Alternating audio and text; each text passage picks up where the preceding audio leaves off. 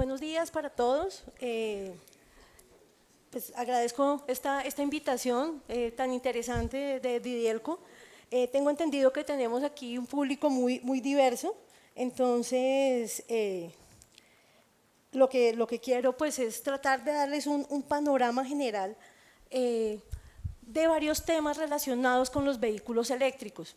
Por supuesto, aquí hay mucha tela de donde cortar, es como una gran sombrilla temática debajo de la cual podemos abordar muchísimas cosas, pero quiero como contarles así a manera de, como si fuera una colcha de retazos, algunos puntos importantes que nos pueden ampliar un poco el panorama de todas estas tecnologías tan interesantes que hemos visto hoy y nos pueden también focalizar en los diferentes aspectos de interés pues, de cada una de sus empresas y de sus puntos de desarrollo asociados a estas tecnologías de vehículos eléctricos.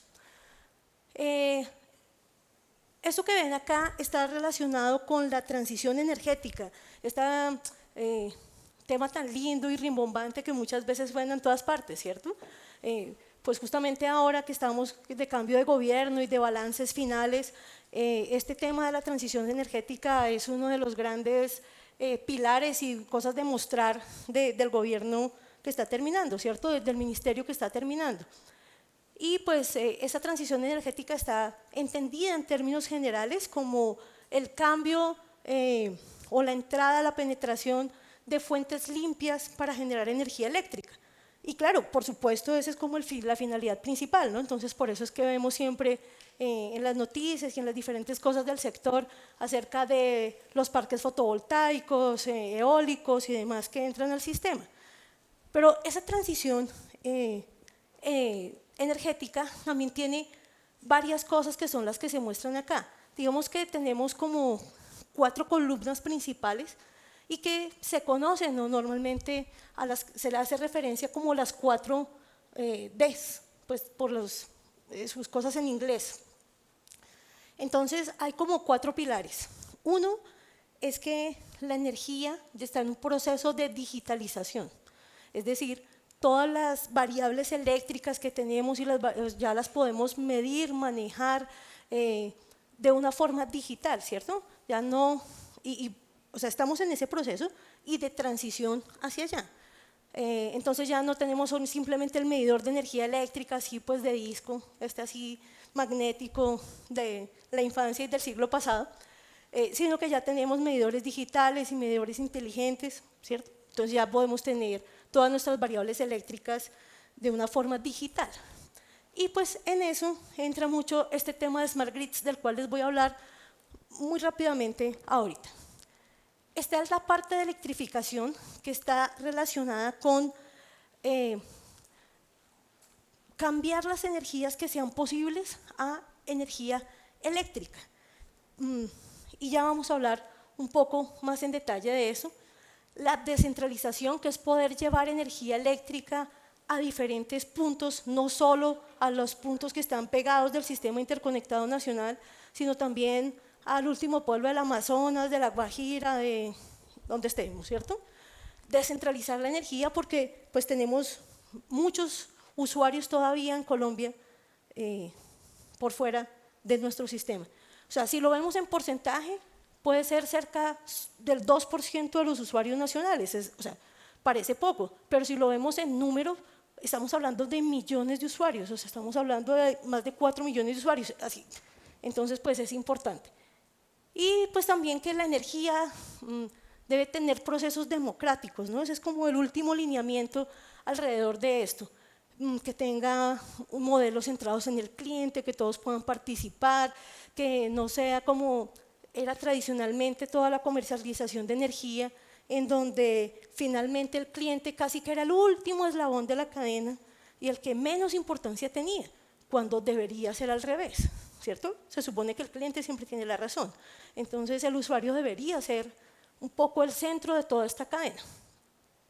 Esto como por darles un panorama general, pero pues acá tenemos este tema de los vehículos eléctricos, pues que es lo que nos reúne de alguna forma hoy aquí. Entonces, bien, ¿qué pasa con el consumo de la energía en Colombia?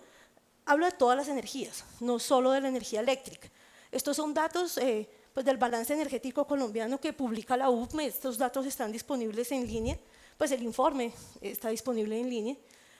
Y este diagrama nos muestra cómo se distribuye el consumo energético colombiano en los diferentes sectores. El residencial, el transporte, el sector industrial, otros sectores como el terciario y de servicios, ¿cierto? Construcción y en fin, otros aspectos acá. Entonces, o sea, la energía, no solo la energía eléctrica, casi el 40% de la energía en Colombia se gasta en transporte. Actualmente esta energía proviene mayoritariamente de combustibles fósiles, ¿cierto? Pues gasolina, diésel y demás. Cuando hablamos de electrificación nos referimos justamente a eso, a llevarnos este porcentaje a que sea pues de una fuente eléctrica, que es lo que estamos hablando. Por eso todas estas tecnologías de poder tener vehículos eléctricos son promovidas y fomentadas desde las iniciativas nacionales, porque pues, esto está relacionado con el cambio climático, con las políticas energéticas del país, lineamientos, todos los propósitos que tenemos pues, frente al mundo de reducción de emisión de CO2. Entonces, si se dan cuenta que hay un porcentaje muy importante que podemos llevar a la parte eléctrica, es decir, tenemos un gran mercado en el que podemos pues, entrar. Estas son cifras del Ministerio de Minas y Energía y se presentan algunas de los mecanismos de promoción que se han realizado para los vehículos eléctricos, ¿cierto? De reducir los impuestos, de que el vehículo no tenga pico y placa, ¿cierto? Todos estos fomentos que se dan pues, para que la gente se motive más a tener vehículos eléctricos. La gente, las empresas, ¿cierto? Toda la parte de comercialización. Y la meta al año 2030 es tener 600.000 vehículos eléctricos. Esto, pues, no, al igual que todas las tecnologías, la penetración es como exponencial. Es decir, al principio que despegue es difícil, porque hay muchas inercias que romper, muchas barreras que romper. La tecnológica, los precios, la disponibilidad, el conocimiento de la gente, ¿cierto? De los que diseñan, de los que instalan, etc. Entonces, romper esa inercia inicial es difícil. Y luego ya de cómo superar esa curva, normalmente las tecnologías empiezan a penetrar más rápido y se dispara esa parte. Y justamente en Colombia con los vehículos eléctricos estamos en ese codo de la curva, es decir, ya superamos como esa parte difícil y ya, digamos, estamos en ese proceso de despegar, todavía no de una forma tan acelerada, pero ya estamos ahí, o sea, ya superamos como lo más difícil. Digamos que estas cifras son más actualizadas. Cerrando el año anterior se tenían más de 6.400 vehículos eléctricos registrados en el RUNT. La última cifra el mes pasado habla de 8.200 aproximadamente. O sea, si ustedes se dan cuenta, vamos creciendo rápidamente. Es decir, en un semestre subimos 2.000 vehículos, que por supuesto eso no ocurría hace 5 años, ¿cierto? Entonces, esto por mostrarles que efectivamente hay un mercado creciente, real, más allá de lo que nos imaginamos, ¿no? Claro, a veces también hay gente o sectores que dicen, no, pues necesito los carros eléctricos, pero eso es por allá en otros países, eso aquí no. No, aquí también. Aquí están las cifras que nos muestran que pues para nosotros también es una realidad. Otro tema relacionado muy importante está enfocado al tema de las baterías y los sistemas de almacenamiento. Los sistemas de almacenamiento de energía. O sea, no estoy hablando particularmente de la batería del vehículo, no, sino de estos sistemas masivos o más grandes de almacenamiento de energía, los que se usan, por ejemplo, asociados a parques fotovoltaicos o ¿sí? a este tipo de cosas. Sobre todo, esta gráfica hace referencia a esas baterías. ¿Por qué? Porque es la parte tecnológica más costosa siempre. Y entonces, pues, hace algunos años era casi que una limitante. Esto acá lo que nos muestra es un valor en dólares por kilovatio hora, o sea, cuánto vale almacenar un kilovatio hora, cuánto valía en el año 2010, y aquí cómo ha venido disminuyendo el precio aquí hasta el año 2019 y cómo se proyecta el 2024 y demás. Entonces, vemos que en estos 10 años, 9 años, el valor cayó 7 veces. Eso también permite que las tecnologías penetren más rápido, ¿cierto? Entonces, también, o sea, existen algunas partes o sectores que dicen, no, las baterías son muy costosas, esto le falta mucho desarrollo. Sí, por supuesto es un tema en desarrollo, pero en la caída de los precios nos muestran que es una tecnología posible. Y por supuesto o sea, a medida que avanza el tiempo y se va masificando, sigue bajando el costo. Entonces, también esto es por mostrarles un poco que no es una barrera tan real. Por supuesto, el precio de los sistemas de almacenamiento puede ser elevado, pero pues tenemos que cambiar un poco el paradigma que a veces se tiene en la cabeza de eso es muy caro, no lo podemos poner, ¿cierto? Son tecnologías de las que se pueden acceder fácilmente, digamos. Bien. Todos nuestros sistemas de recarga de los que hemos estado hablando hoy y todas estas tecnologías entran dentro de todo este gran mundo de las redes inteligentes o las smart grids, que son en general elementos que me permiten evolucionar mi sistema eléctrico. Es decir, bueno, acá no lo podemos como ver más grande con facilidad, pero nuestro sistema eléctrico tradicional generaba la energía en sitios lejanos, la transmitía hasta llegar al cliente y era un sistema, digamos, con una sola dirección de flujo, ¿cierto? De la generación a la línea de transmisión, a la red, al cliente. Y la comunicación entre esos puntos era, pues, a punta de teléfono, llamemos de una subestación a otra a ver qué pasó. Era, digamos, un sistema lento de manejar y de funcionar. Entonces, mientras ocurrió una falla y llamaban y la reportaban, ¿cierto? Difícil. Digamos que en lo que estamos actualmente es como en esta parte y a donde queremos ir es acá. ¿Qué diferencias tiene esto? Que ya se tiene un sistema bidireccional de energía, es decir, la energía puede fluir desde los puntos de generación hacia el cliente, pero el cliente también puede tener, no sé, sus paneles solares por acá, sus vehículos eléctricos por aquí, y al final vamos a hablar de esa parte justo de los vehículos, y entregarle también energía a la red. Y obviamente pues esto implica unos modelos de negocio de comercialización de energía diferentes, implica toda una infraestructura técnica diferente en las protecciones del sistema, todos los manejos del sistema, la subestación, absolutamente todo. Pero pues que al final me van a permitir tener un sistema así, en donde las líneas azules representan las comunicaciones y las moradas como el flujo de potencia en las dos direcciones. Esas comunicaciones pues también ya se dan entre todos los elementos del sistema, es decir, entre el usuario y la subestación, bueno, el comercializador en general, las diferentes subestaciones y demás. La información es digital, viaja rápido, se puede manejar, se puede almacenar, procesar, hacer reportes históricos, proyecciones, todo lo que aquí antes no se podía. Entonces nuestro sistema eléctrico evoluciona y evoluciona rápidamente. Ya nada, o sea, con el paso del tiempo nos vamos viendo hacia allá y todo lo que tengamos nuevo para poner en nuestras redes y en nuestros puntos de consumo y demás, pues tienen que cumplir con esos requisitos, ¿cierto?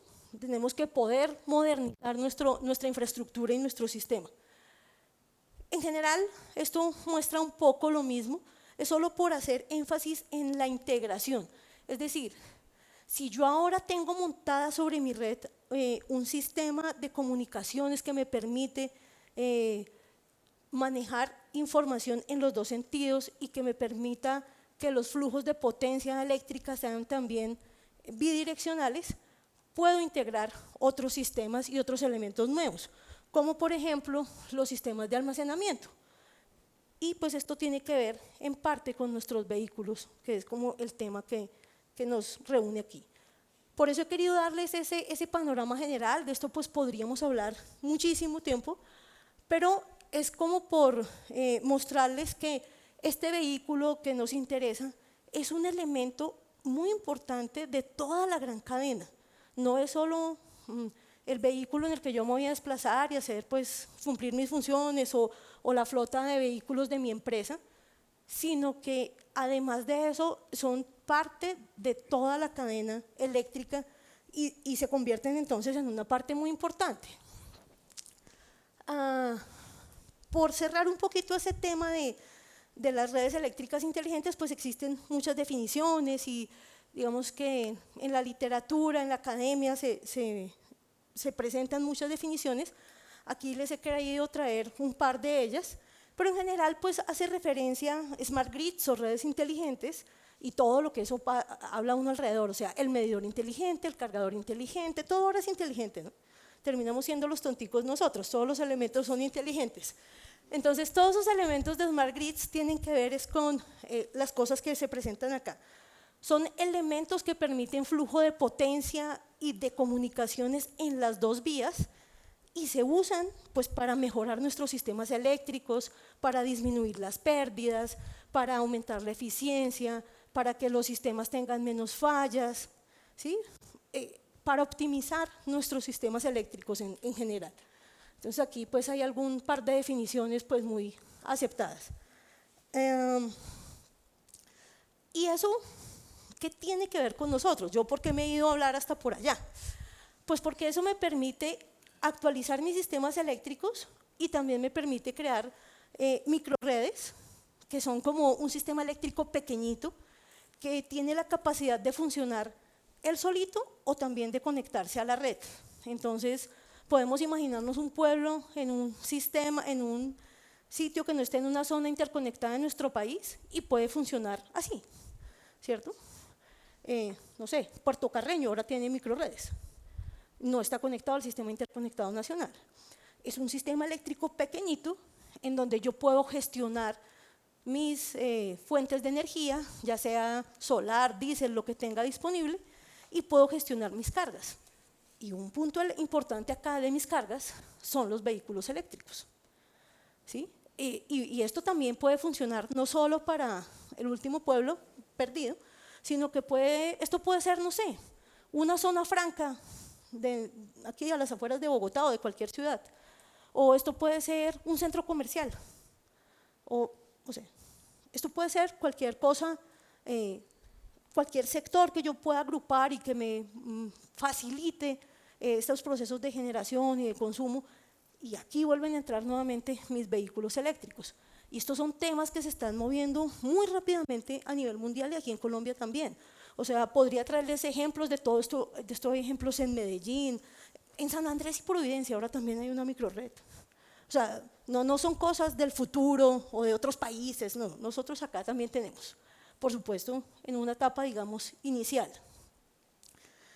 También esto le da paso a todas estas ciudades inteligentes o smart cities o ciudades también, como que el último nombre que le han puesto son las ciudades energéticas, porque pues se habla no solo de la parte eléctrica, sino de la energética en temperatura, en calefacción, en manejo de esas cosas, en distritos térmicos. Entonces por eso ahora se conocen como ciudades energéticas. O también se pueden agrupar en comunidades más pequeñas.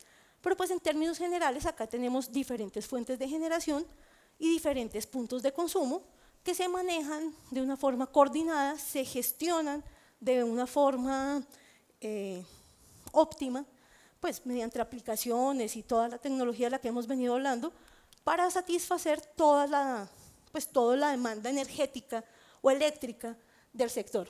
Entonces, vemos que hay algunas entidades importantes como el gobierno, el ciudadano que se empodera de su consumo. Tener un vehículo eléctrico es hacer a un consumidor una parte activa del sistema, ¿sí? Porque lo puede decidir a qué hora lo carga, a qué hora no lo carga. Es darle fuerza a este consumidor, a ese ciudadano. Eso que hablábamos desde el principio de que el cliente no puede ser el último y el que el que no decida, ¿cierto? Al contrario, hay que darle poder, hay que darle posibilidades de tomar sus decisiones. Y aquí nuevamente vemos a nuestros vehículos eléctricos. Toda esa parte tiene que ver con eso. ¿Por qué es importante eso? Por supuesto, hemos hablado de la parte ambiental y reducir emisiones, hemos hablado pues de la parte sostenible y todo eso que digamos es como la parte evidente de tener un vehículo eléctrico, ¿cierto? La forma quizás más poderosa de venderle al cliente el vehículo. Muchos se ven interesados por eso y obviamente por el costo, ¿no? El costo de la gasolina versus el costo de la electricidad. Pero eso también tiene un impacto en el sistema eléctrico. Las curvas que se muestran aquí también pues son sacadas de informes de la UPME, de la Unidad de Planeación Minero Energética, muestran cómo cambia la carga a través de las horas del día, ¿cierto? De las 24 horas del día. La curva verde es la correspondiente al año 2018. Entonces, pues obviamente en la noche la gente duerme, no tiene mayores consumos, y a medida que va avanzando las horas del día, pues va consumiendo más energía, ¿cierto? O sea, a la hora del almuerzo, quizás en la tarde baja un poco, y en la noche pues volvemos a tener un pico porque todo el mundo cocina, ve la novela, echa la ropa a lavar a la lavadora, etcétera, ¿cierto? Entonces, esa es la curva de nuestro sistema. Si ustedes se dan cuenta, la forma se mantiene y con los años ha cambiado un poco. Miren, en el 98 era la curva roja, donde aquí tenía menos consumo en la noche, pues porque en el 98, dime, no, todos a dormir, pero además dormían y no tenían sino el televisor y la nevera. Ahora tenemos el módem, el router, el internet, o sea, un montón de equipos pequeños que conectamos de noche y están todo el tiempo ahí, ¿cierto? El codificador del televisor, etcétera, etcétera. Eso en mi infancia en el siglo pasado no existía, ¿cierto? Ahora sí. Entonces, eso hace que el consumo en la noche sea más alto. Bueno, también hace varios años se cocinaba mucho con electricidad, ya en general en casi todo Colombia se cocina con gas natural, entonces pues baja ese consumo acá del mediodía. Pero aumentan las horas de la tarde, nuevamente lo mismo, ¿no? Los niños, los hijos, los jóvenes de aquí, ¿qué hacen toda la tarde? Bueno, además si están trabajando virtual y si no están en el Xbox, en el internet, en Netflix, etcétera, ¿cierto? Ya no salen al parque a jugar, entonces pues consumen más energía. Y en la noche ha bajado un poco el pico, por temas sobre todo de cambio tecnológico de la iluminación, ¿cierto? Pasar de bombillos de 100 vatios a bombillos de 10, pues hace esto, ¿cierto? La suma de toda Colombia hace eso. ¿Y por qué les menciono esto? Porque aquí es importante ver a dónde entran mis vehículos eléctricos a recargarse. A esta hora, el sistema eléctrico nacional sufre un poco. Hay líneas casi que en sobrecarga, hay transformadores pues a su máxima potencia y todo el sistema eléctrico nacional se diseña para esto. Y esto, miren, solo está 2 horas al día, pero pues tiene que funcionar porque es que no me sirve a mí que no me den energía a las 8 de la noche, ¿cierto? Entonces, si yo voy a entrar mis vehículos eléctricos, pues debo jugar con esto, puedo jugar con esto y motivar a mi cliente, al propietario del vehículo, a que no lo recargue aquí, sino, oye, puedes ponerlo a cargar toda la noche, gracias, pero pues, o sea, empieza a las 10 de la noche, ¿cierto? Ese es como el aporte más evidente, ver a qué hora gestionamos la carga de nuestros vehículos eléctricos para no recargar esto acá. En los países en los que existen tarifas diferenciadas, pues yo motivo también con eso. La energía es más cara a esta hora que a esta, entonces pues yo recargo cuando es más barato, ¿cierto?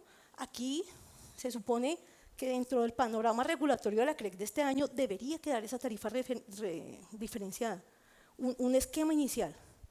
Está en el panorama regulatorio de la CREC. Vamos a ver qué pasa porque todo lo del cambio de gobierno y todo esto a veces retrasa eso. Pero digamos que estamos hablando en un corto plazo en Colombia con tarifas de este estilo. Y la otra parte que nos afecta o que nos implica aquí son las tecnologías de recarga del vehículo hacia la red, de las que ya vamos a hablar. Pero era importante poder tener esta visión general, pues para poder ver por qué estas tecnologías importan. Estas tecnologías que en general se conocen como B2G, que es el vehículo a la red, y hay otras siglas, ¿no? Que el vehículo a la casa, que el vehículo pues, al edificio, a la construcción, pues. En general, ahora incluso le dicen B2X, para no poner que si es a la casa o al edificio, o sea, el vehículo a algo. ¿Qué es esto? Es una tecnología que me permite aprovechar esa batería del vehículo que yo recargué a la hora que haya decidido recargarla, ¿cierto? Pues es una batería que muestran los estudios que el 90% del tiempo el carro está quieto. Pues digo, el de un usuario, pues como nosotros, digo, un vehículo personal. Obviamente los vehículos, no sé, de servientrega, este tipo de cosas, pues sí tienen un mayor uso en el día, pero normalmente se usan en el día, no en la noche, ¿cierto? Tienen diferentes horarios. Entonces, esa batería que yo ya tengo cargada, la puedo utilizar para devolver la energía a la red. Por eso se llama el vehículo a la red o a la casa, ¿cierto? Puede servir para mi propia casa, para mi uso personal. Entonces, digamos que se aprovecha que esos vehículos se vuelven baterías rodantes. Si yo tengo una gran batería en el carro, o sea, una batería en el carro que puedo mover y puedo ir a conectar en otro momento, en otro punto. Eso es esa tecnología B2G. Me permite devolverle energía a la red y pues obviamente la idea es hacerlo en un momento más estratégico. Yo recargo a la madrugada o en el día y le entrego energía a la red a las 7, 8 de la noche. Y eso le ofrece beneficios a la red, le ofrece beneficios económicos al cliente, le ofrece beneficios a todo el mundo, ¿sí? Y obviamente entre más vehículos tenga, pues más impacto voy a tener. Entonces, ¿cómo funciona esto? Pues el vehículo debe estar, digamos, integrado con esa tecnología, pero en general todas las casas matrices de vehículos ya entregan la mayoría de sus vehículos, o sea, los más actuales, vienen ya con tecnología B2G. Y obviamente a futuro la idea es que todos los vehículos eléctricos tengan esta tecnología. Y debo contar pues con una unidad que me permita hacer como ese cambio entre alterna y directa, ¿cierto? Para poderme conectar a la red, que es un poco lo que se muestra aquí. Yo les he dejado aquí algunos links donde pueden encontrar como más información al respecto de eso. Y entonces esto, bueno, aquí en Colombia sí hasta ahora vamos a incursionar, estamos hasta ahora como en ese proceso, pero aquí les he querido traer algunos ejemplos. Como les digo, ahí les dejo los links para que puedan consultar algo más. Hay un ejemplo en Países Bajos, en donde esto ya beneficia a cerca de 3.000 habitantes de ese sector. Tienen ya las unidades, los vehículos y se mueven y cargan y descargan, digámoslo así, dependiendo de las necesidades. Entonces, ustedes imagínense que yo puedo cargar mi vehículo en la madrugada en mi casa, pero en horas de la noche mi vehículo puede ir a alimentar el centro comunitario, o sea, el salón social, el salón de eventos para que hagan allá la parranda, la fiesta, ¿no? Y mi vehículo está dándole, o sea, la batería de mi vehículo es quien está devolviendo la energía a la red. Hay ejemplos en islas en donde además tiene toda la integración de renovables. Obviamente los sistemas de recarga de vehículos me permiten integrar directamente las renovables. Es muy común ver celdas fotovoltaicas que alimentan directamente a los cargadores de vehículos, ¿cierto? No sé, los parqueaderos, los edificios. Es muy usado, por ejemplo, en parqueaderos, ¿cierto? En sitios al aire libre. En Alemania hay un piloto, dime, ¿vale? En Alemania hay un piloto en donde se han hecho algunas medidas que por eso les quise dejar acá, de cómo un vehículo es capaz de devolver energía a la red, y eso es dinero. Entonces, eso es lo que se aprovecha en estos casos. De esto pues hay diferentes iniciativas en diferentes partes del mundo, y aquí les he querido como traer a contar algunas de ellas. Algo otro ejemplo en Alemania, ¿cierto? Entonces, pues acá podemos ver el vehículo y la estación que me permite hacer como ese cambio. con algunos de los datos técnicos de ese proyecto, de esa iniciativa en Alemania, ¿cierto? Entonces, ¿qué necesito? Por supuesto, mi vehículo integrado a la tecnología, necesito mi cargador, pues también integrado pues, para la tecnología bidireccional. Aquí entra todo lo inteligente de lo que hemos hablado, el medidor, el cargador, todo lo inteligente, ¿cierto? Un sistema de gestión, un software, ya sea en mi celular, en mi computador, pues el celular es como lo más común, ¿cierto? Para yo también gestionar la carga de mi batería, ¿no? No puedo irme a quedar sin carga del carro a la mitad de la carretera, ¿cierto? Debo gestionar cómo manejo eso y cómo se controla, pues de acuerdo a la necesidad de la red y a los precios que me ofrezcan para hacer esos intercambios. Quizás la resolución más importante frente a la normativa, lo que tenemos en este momento en Colombia, es esta, que es la resolución 40223 del 2021. Bueno, hay otras resoluciones que promueven el uso de los vehículos eléctricos y esto de que no tenga pico y placa y que sea un espacio especial en los centros comerciales y demás. Pero, digamos, frente a lo técnico, que quizás es lo que más nos importa aquí, esta es la resolución en donde está lo principal, pues se pueden encontrar en línea. Aquí les quise traer como algunos pantallazos de lo que incluye esta resolución. Define las estaciones de carga, los diferentes niveles de tensión y o sea, de las características técnicas de las que ya han hablado hoy. Define quiénes pueden prestar estos servicios de carga de vehículos eléctricos y vehículos híbridos, porque obviamente esto también gira alrededor de un negocio y de poder ofrecer un beneficio al cliente. Por ejemplo, en el centro comercial, que yo pues entrego, puedo poner un cargador para motivar a mis clientes a que vengan a hacer el mercado y recarguen mientras tanto. La normativa pues habla de toda la información que debe disponer el cargador, o sea, que le debe mostrar al cliente, como lo que mostramos aquí arriba, de los niveles de carga, o sea, en esa normativa encuentran todo esto. Yo he querido solo como mostrarles algunas cosas de lo que habla la resolución. Habla de cómo se paga o se remuneran esos servicios de carga, bueno, y cómo se debe dar ese tratamiento a los usuarios. Esa es la resolución principal en donde se encuentran todos estos leyes pues, que deben cumplirse.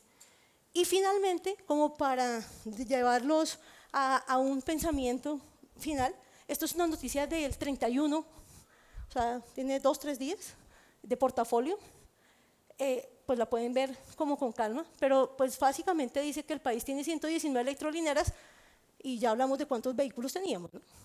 Es decir, todavía hay una desproporción grande de lo que hace ahí. O sea, ahí en el artículo pueden encontrar en dónde están, qué es la ruta, que es cerca a Medellín, que es la ruta del café, que ahora tiene unos sistemas de recarga entre Quindío, entre Armenia y Pereira.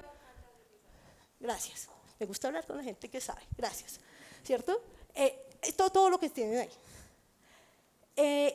Pero lo que les quiero mostrar para cerrar es esa gran oportunidad y esa gran potencialidad de todo ese negocio.